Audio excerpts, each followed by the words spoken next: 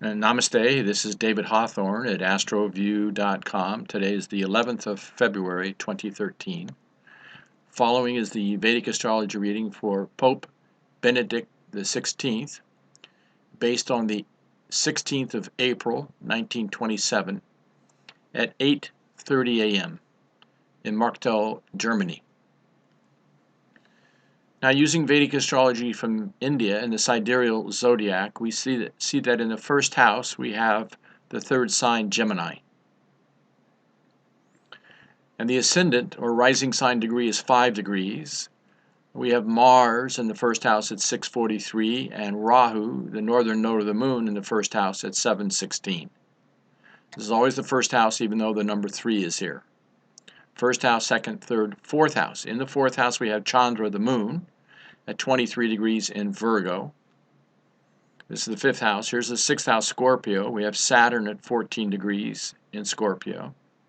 In the seventh house, in the ninth sign, the seventh house, we have Ketu, the southern node of the moon, at 7 degrees 16 minutes. Eighth house with the 10th sign, ninth house with the 11th sign. This is Jupiter at 27 degrees 45 minutes. Then we go into the 10th house, which is Pisces, the 12th sign of the zodiac. We have Bud, Mercury, at 5 degrees 38 minutes. Coming into the 11th house of Aries, we see Surya, the sun, at 2 degrees. And then we go into the 12th house, Taurus, and we have Shukra, which is Venus, at 6 degrees. So this is the chart for the recent Pope who has just resigned, or about to resign, probably due to some health issues. So what we see is that Mars in the first house gives a lot of courage, gives executive organizing capability. Rahu gives charisma, fame, fortune, energy, and ambition.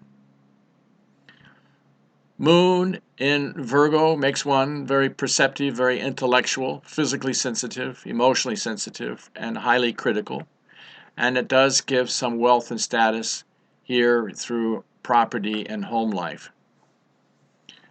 Now we come into Saturn rules this ninth house, and it's placed in the sixth house. That's a little bit weak. That can reduce the longevity of life, and that can cause some weakness of the teeth, neck, back, spine, knees, joints, and ankles. Ketu in the seventh house of marriage can connect the person with this very spiritual marriage, and Ketu can also be obstructions, delays, disappointments, and setbacks, so it can deny marriage. Jupiter in the ninth house is very good for divine grace, good luck, good fortune, wisdom, morality, also good for spiritual journeys. Jupiter is Guru, connected with religion and law. And Jupiter rules the seventh house of marriage, so he can marry his religion. Mercury in the 10th house makes one an intellect, makes one a messenger. So the person can be very good at writing books and being a messenger and communicator. Sun here is in its exaltation sign of Aries, and it's in the house of gain, so he can gain authority. Sun is authority and leadership, so he can gain leadership. It's exalted Sun, and it's ruled by Mars, which is conjunct Rahu, so that gives him courage and charisma. And then last we see Venus up in the 12th. Venus is wife, and the 12th house is loss. So this causes loss of wife, and Ketu in the 7th house can also deny wife. So he's not married, in the traditional sense. Now Venus rules his 5th house of children, and it's in the 12th house of loss. So it causes loss of children as well. But it does connect education with foreign lands. Now the big key here is this Jupiter is ruled by Saturn. So this is causing some weakness relative to Jupiter. And Jupiter also has to do with children. Let's take a look now at the transits. Let's go to this over here happens to be the transits of the planets right now. Jupiter ruling the 7th house is up in the 12th house. So that would cause some problems. Let me also get down here and pull up the dasha sequence. Let's see where he is in terms of dashas. Okay, here he's gone into the Venus period in April 2011. And we can see that Venus is in his 12th house of hospitals and loss of life. Let's go back over here to the larger chart. It'll be easier to see.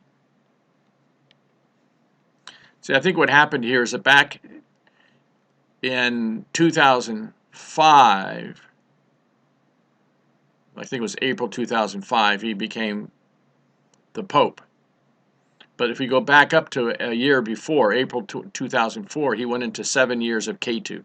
So it ran from April 2004 to April 2011. So Ketu is called Moksha Karaka, significator for enlightenment. Therefore, it has to do with religion and spirituality.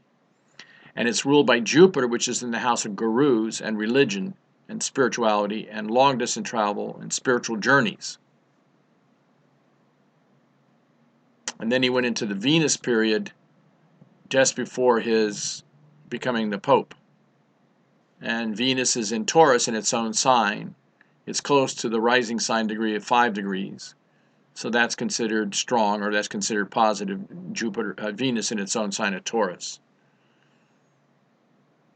So I think that's a good situation. That's when he became Pope. But this whole 7-year cycle has to do with spirituality and being reclusive.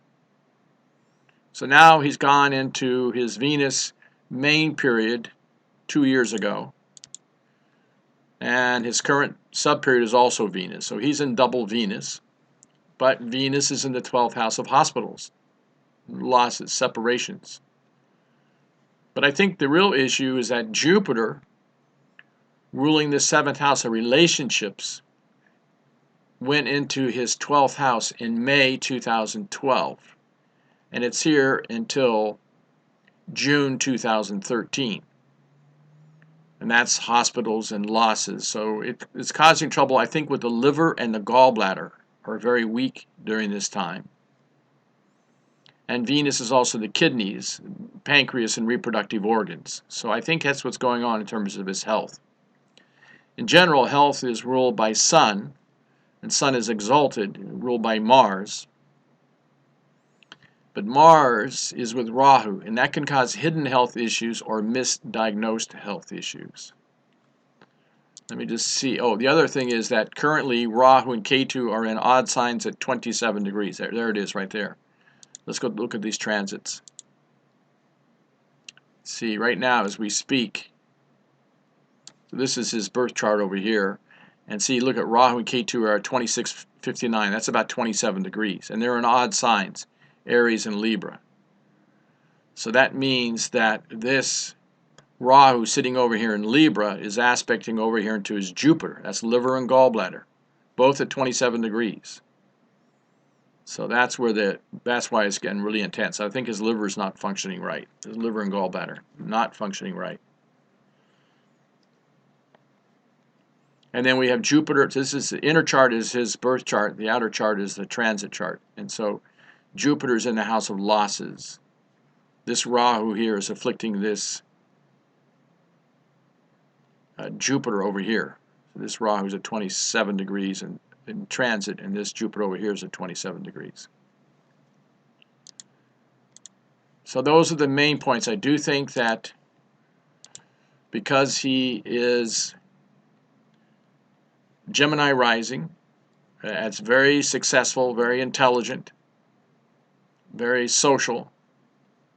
At Mars, Rahu gave him a lot of courage, a lot of charisma, a lot of ambition, able to climb the ladder.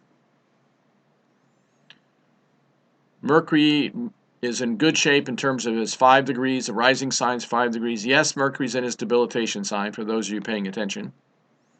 But this is a similar chart to Albert Einstein. I mean, both were Geminis and both had debilitated Mercury. So that doesn't mean a lot. It just means that if it's badly placed or afflicted, it would be in trouble. But this is not badly placed. It's well placed, and it's not afflicted. So I think it still makes him a messenger. He wrote a lot of books and articles. I think it's the exalted sun that really gives him the leadership that he had, the ability to rise high. See, the sun's in the house of gains, so he gains authority, he gains leadership. Okay, these are the main points from the chart for Pope Benedict, and I hope that all the best to him for his health and longevity. By the way, it would be good for him to wear a yellow sapphire for Jupiter, a red coral for Mars, an emerald for the Mercury, and a diamond for the Venus. For all we know, he's wearing all those. And did I say blue sapphire for Saturn? Because that would also be good as well. Okay, these are the main points from the chart for the Pope.